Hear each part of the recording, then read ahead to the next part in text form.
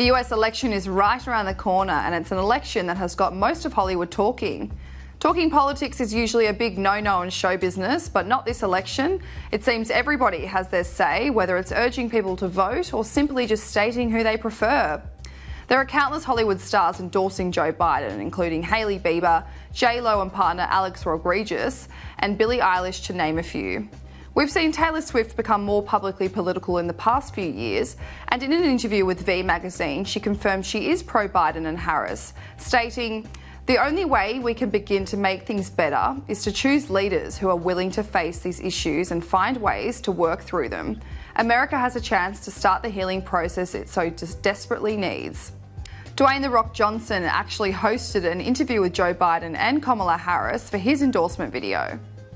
I have never publicly endorsed a presidential candidate or a vice presidential candidate in my life, over my career. So I figured let's kick this conversation off this way by me officially publicly endorsing you both to become president and vice president of our great country. That's fantastic. Thank you.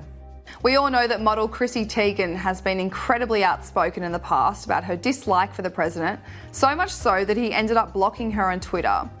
She has unsurprisingly endorsed Biden and Harris, but here's her interview with Ellen DeGeneres last year talking about Trump's tweets. The president has blocked you because you've said some things about him and he didn't like it, so he blocked you. I've said a lot of things. I mean, this wasn't that random. I've said a lot of things in the past, I think, since 2012.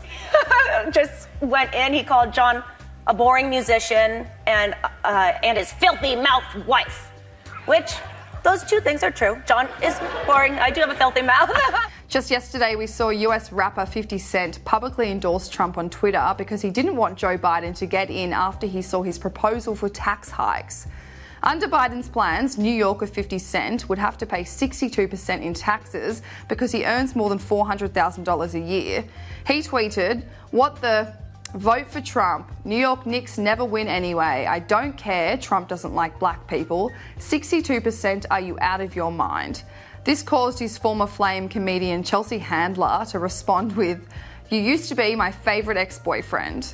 To which 50 Cent said, "Oh God, this is affecting my love life now. Chelsea Handler, I love you, Gator. Don't let Trump and Joe Biden come between us, girl." We've seen a few celebrities come out to support Trump, including Stephen Baldwin, Roseanne Barr, Kelsey Grammer, John Voight, to name a few. But actress Kirstie Alley copped an online beating last week after she tweeted this. "I'm voting for Donald Trump because he's not a politician. I voted for him 4 years ago for this reason, and I shall vote for him again for this reason. He gets things done quickly and he will turn the economy around quickly. There you have it, folks. There you have it." The other day, we saw actor Matthew Mcconaughey shut down the project's Carrie Bickmore for asking him what he thinks about Trump. But in a Fox and Friends interview, McConaughey said he still stands by a comment that he made on the BBC in 2017, where he stated that no matter the result of an election, Americans need to just embrace it and not be hung up on it. At the same time, it's time for us to embrace, shake hands with this fact, and be constructive with him over the next 4 years.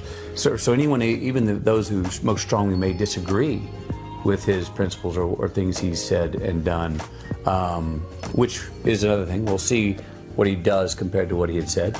No matter how much you even disagreed along the way, it's time to think about how constructive can you be, because he's our president for the next 4 years at least.